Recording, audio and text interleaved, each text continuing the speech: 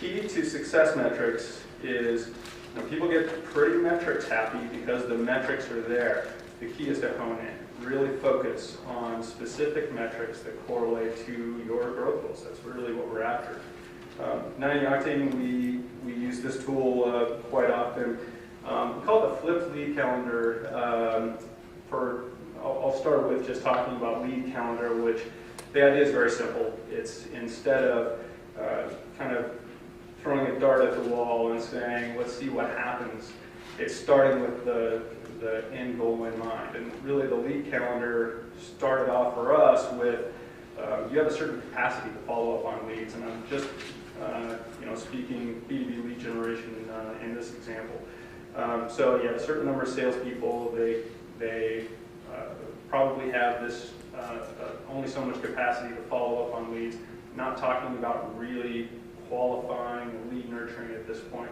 We're just talking about the time that it takes to follow up. So if that's the capacity, we can say, here are the number of leads that we're going to try to develop.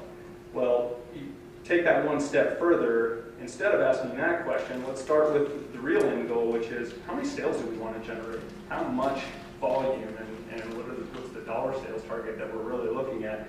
And from that, if we have some idea of conversion rates, then we can intuit from there how many leads that we should be generating, and let the whole organization really work out who is going to need to be involved to staff it.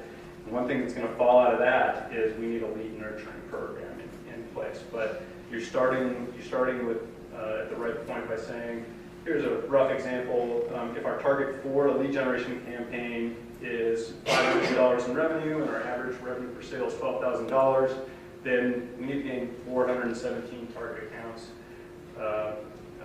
Pretty low lead conversion at 5% would mean conservative goal. Would mean that we need roughly 8,300 leads at a cost per lead of $80. We've got a budget of $670,000, and we want roughly 700 leads a month. So very quick and easy calculator with some pretty conservative numbers in there, and that's the right approach, especially if you're piloting a program. Because one thing I'll kind of go back to is you really never start out with great metrics. You start out with one or two good metrics, and you're going to carry those forward. You're going to wipe out some other, you're going to optimize the rest. I'll speak to that in a bit. But starting with this approach and making it very transparent, we're really smooth some ruffled feathers before they even occur. This type of an approach, this type of tool, can aid in your optimization. So this becomes the written proving ground where you say, all right, here are the numbers that I planned for.